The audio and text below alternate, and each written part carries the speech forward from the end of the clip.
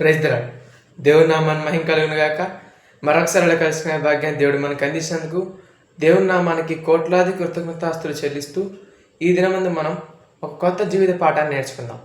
అదేమిటంటే, మనం ఎప్పుడైతే దేవుని పనిని శ్రద్ధగా చేస్తామో అప్పుడు మనం ఖచ్చితంగా మంచి ప్రతిఫలాన్ని చూడగలం. అది చిన్న పని కావచ్చు, పెద్ద పని కావచ్చు.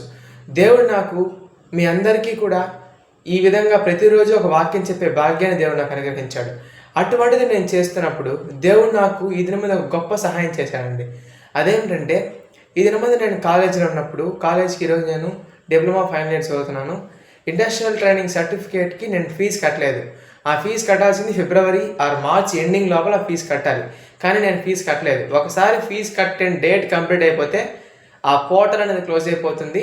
ఒకవేళ కట్టాలంటే ఆ బోర్డుకి మెయిల్ పెట్టాలి. మెయిల్ పెట్టిన తర్వాత 1000 రూపాయల ఫీజు అంటే 5 అంటే 5,000 లేదా 6,000 ఫీజు కట్టాల్సి వస్తుంది.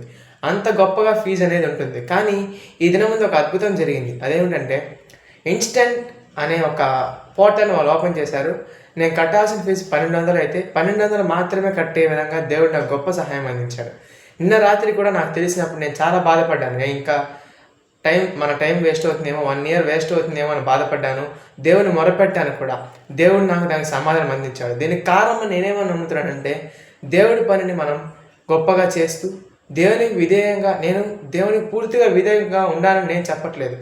ప్రతి ఒక్కరు కూడా తప్పులు చేస్తూ ఉంటాం. నేను నీతిమంతుడని చెప్పట్లేదు. చిన్న చిన్న తప్పులు మనం ప్రతి ఒక్కరు చేస్తూ ఉంటాం. కానీ ఒక్కరవ దేవునికి విధేయ చూపిన దానికే దేవుడు మనకు గొప్ప గొప్ప ఫలితాలు చూపిస్తాడు. అలాంటిది మనం పూర్తిగా దేవునికి విధేయులుగా ఉండగలిగినట్లయితే ఎన్ని గొప్ప మేలు చూస్తామో మన ఊహలకు కూడా అందదు. కాబట్టి దేవుని పనిని శ్రద్ధగా చేసేవారుగా తయారు చేయబడదాం.